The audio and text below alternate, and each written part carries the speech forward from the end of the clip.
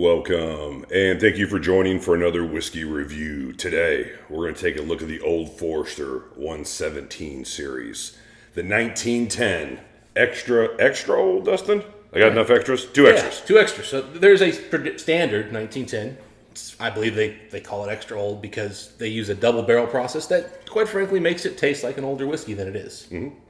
This is kind of like an experimental or premium series they're doing. Got lucky, found this. It came out quite a while ago, but one of the stores by me likes to slowly trickle stuff out. I don't get it. Anyway, got lucky, grabbed this little guy, $50 bottle, but for small release, limited edition, I guess isn't that terrible. Big fan personally of the 1910 as far as inexpensive daily kind of bourbon drinking stuff goes. Not that I really had more than 2 bottles of it, but I've enjoyed it. So extra old, how old do we think this is, Dustin? My guess is we're probably looking at something under 10 years old, Mike.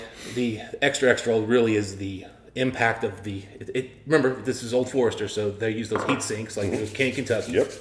So and then they're using it, I think they're actually double barreling, really, which is what they're doing, is my guess. All right, Dustin, this one looks like this was released in December of 2022, comes in at 46.5% ABV. Just under 100 proof here. So let's get to this Old Forester one. From what I know, is pretty close to barrel proof because when they re-barrel, they put it into the barrel at a fairly low proof. Mm-hmm. So, heads up, guys. I have been struggling to smell. I lost my smell about 2 weeks ago, so getting better. But when it comes to nosing, Mike's he's usually better anyway, but he's going to be way better today. Just the size. But, yeah, it's been a while since we brought you guys a review, so, just vacation and stuff like that. Vacation, so I was sick for 2 weeks. So a bunch of weddings, it happens. Yeah. All right, Old Forester. I've always liked the 1910s and the 1920s. And there was 1890, I want to say. Does that sound right? 1895 or 7, yeah. And then there's one more in that series, Statesman, which my dad's a fan of. Super furniture polish oak. Very sweet, very dark. Very furniture polish, which I get a lot off these 1910s, just even on the regular one. It comes off very thick. A lot of oak is definitely involved here. Yes. But you're right, it's got that leather polish thing. Mm-hmm. That alcohol's coming in and hitting my back of my throat here, man. It's very, it's not super alcohol forward, but it's got a very distinct feel and weight to it. Yeah, it goes along with that furniture polish note. It comes off very stinging. If you wouldn't have told me this was 46 at a time, or if I wouldn't have looked at it, I would have assumed 50% at the very minimum. I wouldn't be shocked if you said cast strength. Puffed marshmallows, heavy, rich vanilla. Yeah, rich vanilla. Almost graham cracker along with that vanilla and marshmallow. Very, very sweet to go along with that heavy furniture polish. I kind of said beforehand, this is kind of dangerously sweet to start our day off with, but I think this is a good baseline because I do know what this whiskey tastes and smells like. Try to make sure Dustin's go for you guys today. Yeah, I'm missing a few things here, but I'm doing pretty well. Sweet corn, which I know corn always kind of smells a little bit sweet, but yes, comes off like a very, very sweet corn. A local sweet corn festival was not too far in the past for me, and it comes off a little bit like candy corn. Yeah, I can see that. I'm getting hints of a little bit of cocoa. And then I'm getting a little bit of sort of a cigar paper, the wrapper. I don't know enough about cigars to really tell you which kind, but definitely a sweet cigar wrapper. Maybe a Swisher Sweet. Got a little blunt wrap for you, Dustin? I don't think that's what I'm smelling, but it has been quite a few years since I've smelled a Swisher Sweet. Maybe on that note, maybe a slight light cherry. Light cherry, maybe. I can see that. I'm not picking it up, but I can see that being here.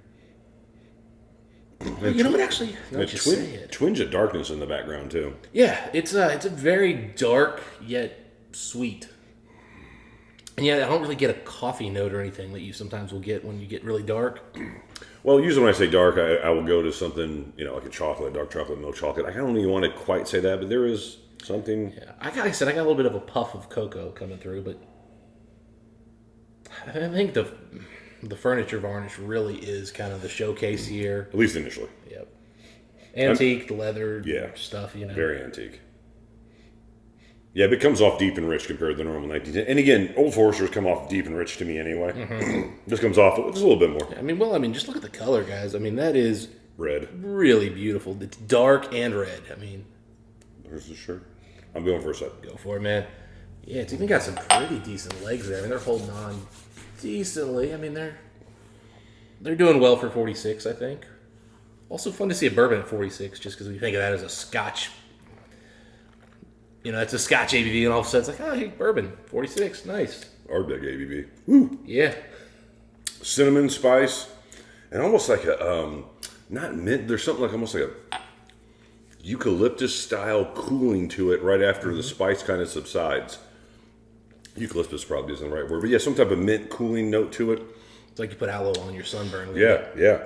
Almost refreshing. You know what I mean? Almost kind of sometimes you get with like Ardbegs, got a little cooling note. Yeah. There's a little minty coolness on the end of an Ardbeg.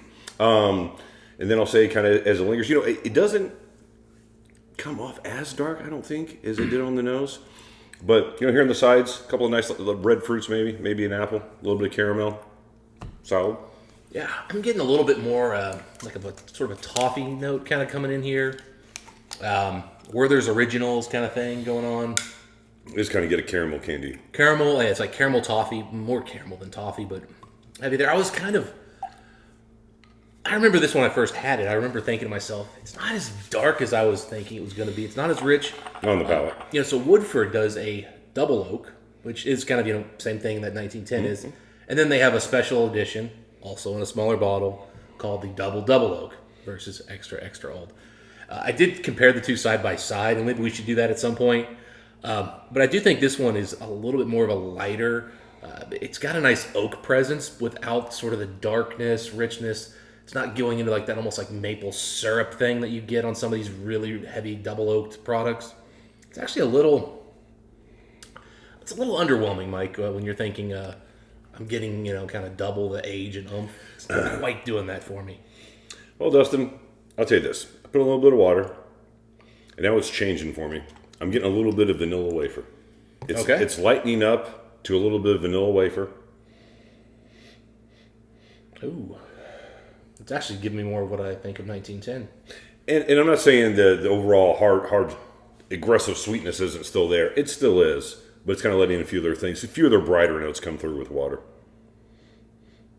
Yeah, this is a bit cleaner than I expected it to be with water. Yeah, it's bringing out that vanilla extract. Mm-hmm. I mean, like, it's not just vanilla wafer. Yeah. But you said vanilla wafers. I'm saying, but there's vanilla extract. I mean, it's like you're going to make some French toast and you're pouring that stuff in there. It's got that level of intensity. It's a good wallop.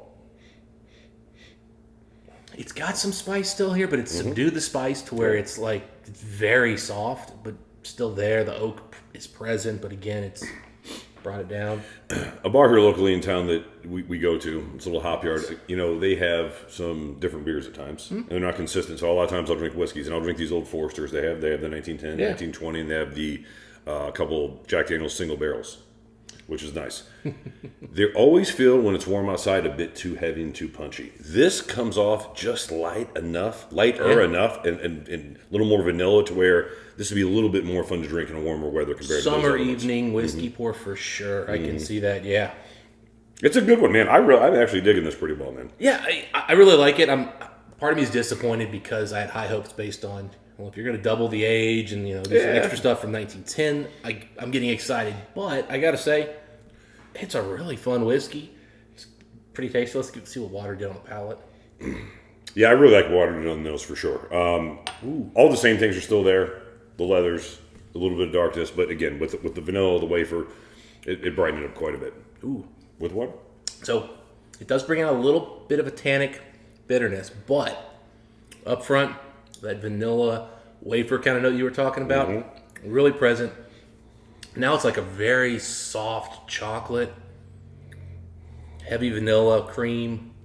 Ooh, buddy, that is a nice, light, soft, and yet almost like smoky from the oak notes.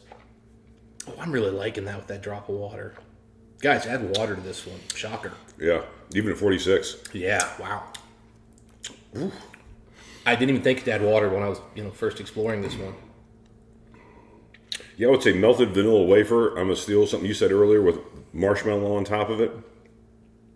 And what once came off as kind of thick, deep, dark leathers, man, is almost sashaying into a very light chocolate note. I wouldn't call it milk chocolate or dark chocolate, either one. Maybe like a cocoa, like you said, kind of a Nesquik sort of finish. Nondescriptive. Yeah, nondescriptive. Very, very light chocolate, kind of maybe an independent bottling Macallan or something like that, sort of like that. Like it's chalky chocolate, but, nothing that I can really put my finger on. I got more of this than I assumed I would. The finish definitely now is really picking up now. I think it's a saturation thing too a little bit. It's my second, third sip. Mm-hmm. But I'm starting to really pick up that finish. I'm getting a slight bit of candy corn again on the end. I can see that. I haven't had candy corn in forever, decades. Yeah. But from what I remember candy corn tasting like is just a little bit of that yellow. Well, let me throw this in. There were two candy corns, I recall. There was like the yellow one, which, not so great. But then there was like a darker one. There was like a darker one that had like a little bit of like a black piece to it. Maybe. I guess that's the one I'm getting. As soon as you said that, yeah. Well, it's been a long time. I'm not exactly sure. Let me tell you, candy corn was not one of my favorites. It was right. I didn't really really? You gave me candy corn? Right. Like, come on. It's Thanksgiving. Let's bring out something a little better. or Halloween. I didn't mean Thanksgiving. You know what I meant. Halloween. It started showing up. It was still around for Thanksgiving. Sure. People didn't want to eat it. Maybe it was still for Thanksgiving. Part of the reason. Yeah, maybe it was. All right, Dustin. Nice, man. Yeah, whiskey score time. And since it's bourbon, let me go first. Absolutely. This tastes better than I expected it to. And so I'm going to give it the higher of the two numbers, and I was kicking around. I really feel like this is an 87 whiskey, but my enjoyment of it is an 88, so I'm going to go with an 88 on this particular one. Oh, wow. You're high.